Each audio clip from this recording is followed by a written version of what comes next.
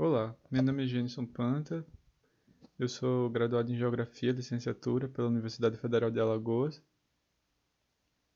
e por essa mesma instituição, atualmente eu estou cursando mestrado, também em Geografia, e esse mini curso ele é destinado, né, a análises exploratórias rápidas de dados do banco de dados da ANA, o HydroWeb, e para quem tem pressa. Então, parabéns por você estar aqui, estar vendo esse vídeo. É uma iniciativa muito bacana e que eu espero que tenha muitas contribuições.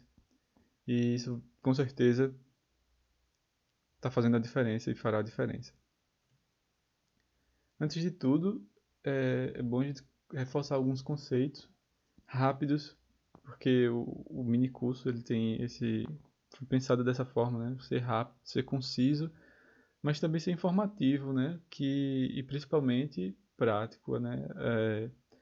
Que voltada aí à resolução dessas análises exploratórias, né? Curva de descarga, ou análise de tempo de retorno de vazões máximas. E aí a gente vai dialogar um pouco nesse sentido com a base disso tudo.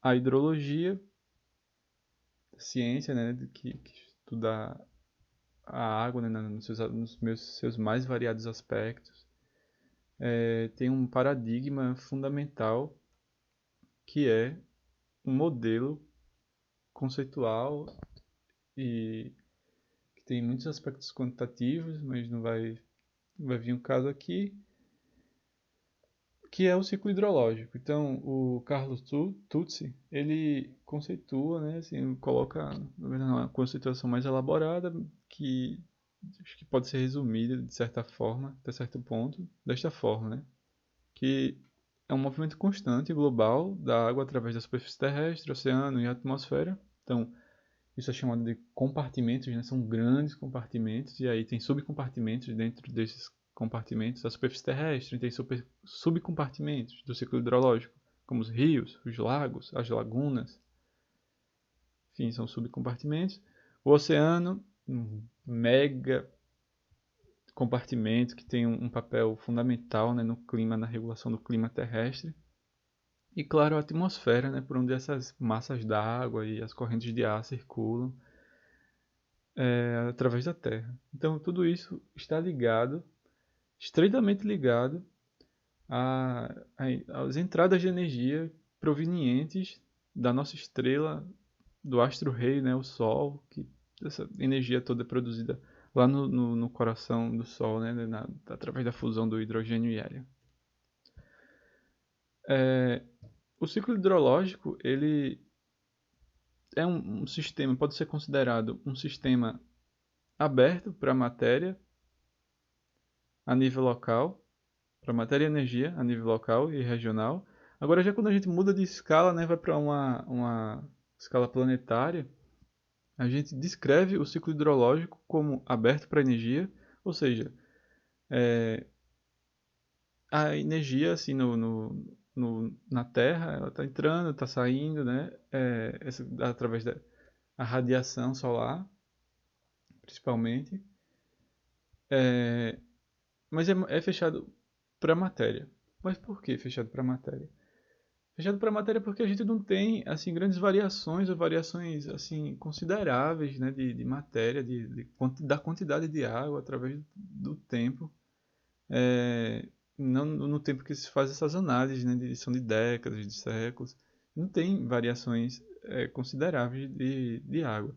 Você pode até imaginar que a gente perde uma molécula, algumas moléculas assim, né, através para o espaço, moléculas de água, mas assim para todos os efeitos, a gente considera o ciclo hidrológico como fechado para a matéria a nível global, mas aberto para a energia, e a nível local e regional, a gente considera o ciclo hidrológico aberto tanto para a matéria quanto para a energia. Então, essa é uma concepção sistêmica, né, do ciclo hidrológico, apresentada aí pelo Christopherson.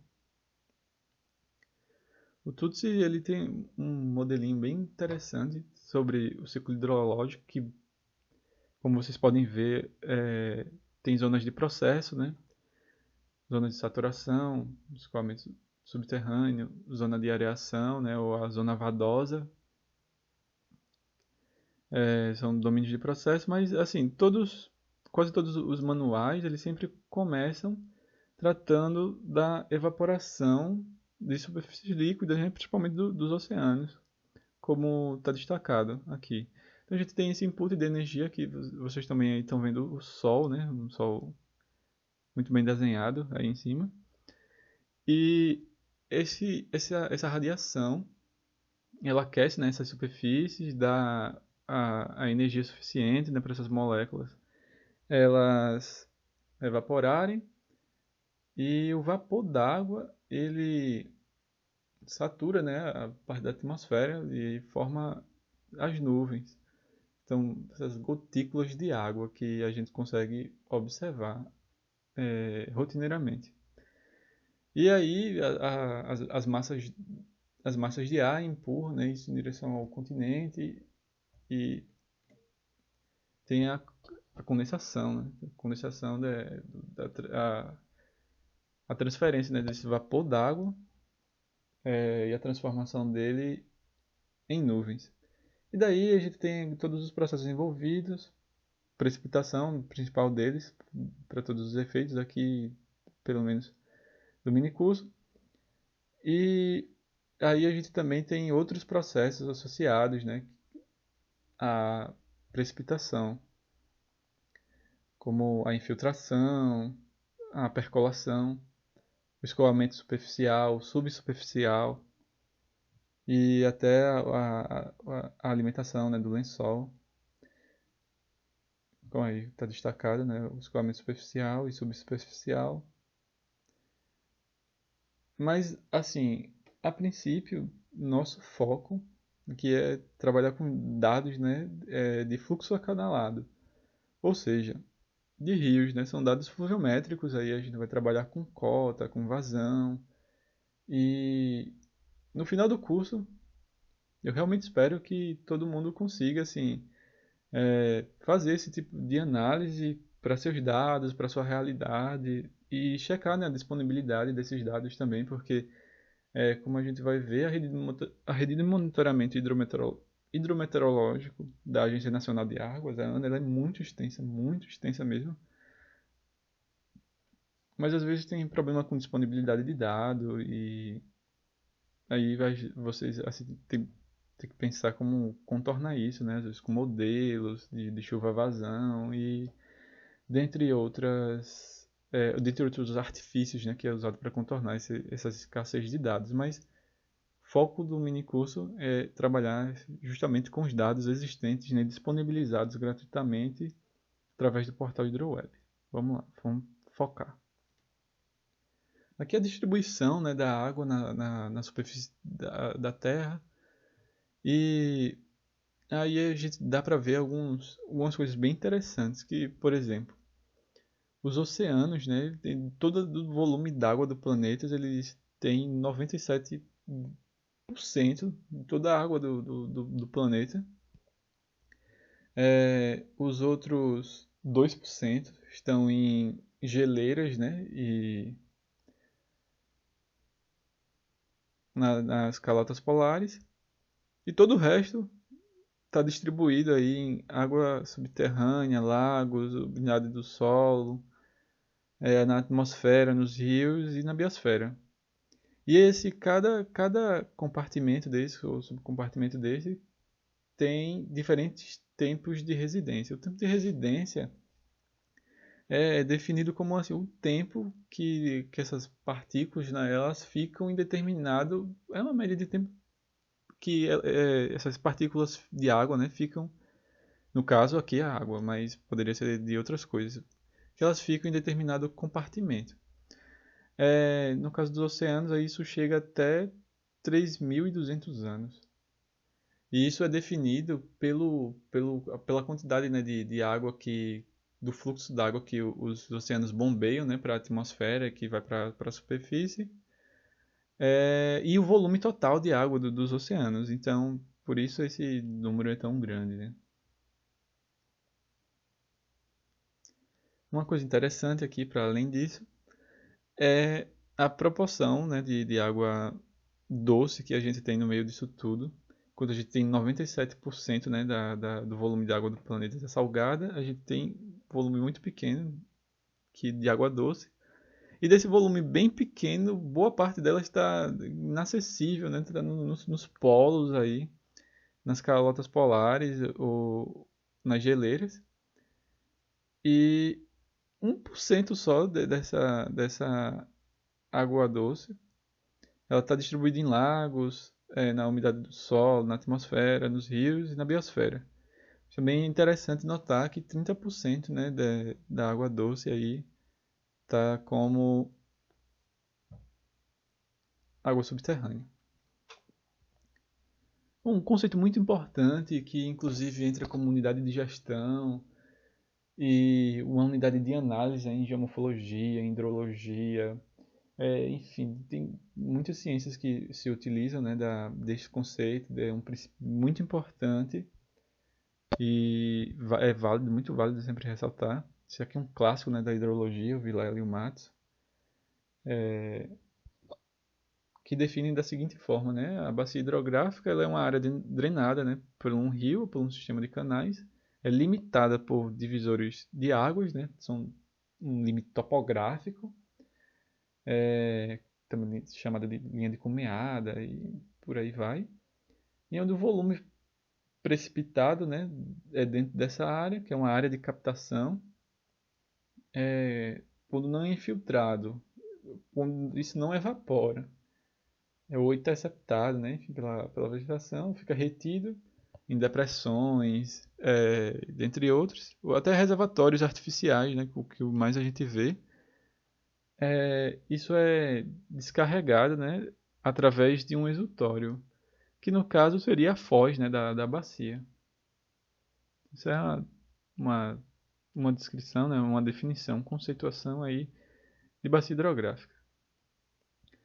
Bom, e como o cenário é de mudanças, né, e a gente está sempre falando do movimento constante da água do planeta e que os oceanos têm um papel muito importante nisso e a gente já deu uma pincelada, né, sobre o que era o ciclo hidrológico. O David Droll, né, um geógrafo da Irlanda, ele fala que as alterações, né, no ciclo hidrológico podem desencadear consequências indesejadas. E ele utiliza uns exemplos, né, sobre construção de reservatórios que alteraram o balanço hídrico, né, em bacias e tal. É bem interessante a gente pensar em como a humanidade, né, altera, né, o ciclo hidrológico. Isso é bem interessante. E aí os autores, né, desse trabalho que vocês estão vendo aí, eles exploram isso daí, fazem simulações, né, de como uma Terra se com mais dióxido de carbono na atmosfera reagiria, né, assim, como o ciclo hidrológico mudaria com isso. E aí eles inclusive acham, né, através de modelagem, que muito possivelmente haveria uma drástica mudança nos padrões de precipitação, né, sobre as terras emersas e até sobre os oceanos. Isso é bem interessante, aí a gente pensa numa questão atual e da ordem do dia, né, para a gente estar trabalhando aí com esses dados. Bom, aqui é o monitoramento hidrometeorológico, esse que é o portal que a gente vai utilizar durante o minicurso do portal da ANA, o HydroWeb. Inclusive a gente provavelmente vai utilizar até um software que o portal disponibiliza, para isso que tem outras ferramentas. Então, são 4.641 pontos de monitoramento e são divididos em fluviométricas e pluviométricas. Esse número varia bastante, não exatamente, mas assim, o portal ele deixa claro que assim, esse número pode ser maior ou menor, dependendo assim, às vezes tem uma cheia e acaba levando a uma estação pluviométrica e fluviométrica e às vezes a estação é desativada e tem outros percalços, né? E aqui, né, do lado direito, dá para ver assim a cobertura, né? Que são muitas estações. Nem todas elas estão ativas, nem todas elas assim têm dados que dá para a gente usar, mas boa parte delas tem, e isso é muito interessante explorar, né, esses dados. Bom, para além disso, tem aqui um gap aqui na região norte, na região central também, no sul, mas esses gaps não existem, na verdade, eu acho que não carregou. Eu tirei o print da tela e não carregou aqui. Mas enfim, a gente vai explorar isso direitinho. E esses são os próximos passos aí do curso. Foi só uma introdução, né, de pincelar, relembrar aí os conceitos de ciclo hidrológico, de bacia hidrográfica e dizer qual era o nosso foco, né, que vai ser o escoamento acanalado, no caso os rios, né? E aí a gente vai trabalhar com esses dados, o resumo de descargas, as cotas, a vazão, a curva de descarga, que no caso vai ser a curva-chave, e os perfis transversais, né? E as estimativas básicas que a gente espera realizar, espero que vocês aprendam e façam isso com seus dados. Ajustar uma curva-chave, a gente vai ver aí como fazer isso. Um modelo empírico, né? De relação entre a altura da água e uma determinada vazão. E curva de permanência, a gente vai ver o que é isso direitinho. Está relacionado a uma probabilidade, né, de excedência de determinada vazão. Tempo de retorno, a gente vai fazer tempo de retorno para vazões máximas. E no final a gente vai construir um hidrograma, né? Todo mundo consegue construir pluviogramas, mas aí vamos construir um hidrograma também para a gente explorar mais esses dados. Bom, pessoal, era isso. Aqui estão as referências citadas aí no texto ao longo dessa apresentação introdutória. E vejo vocês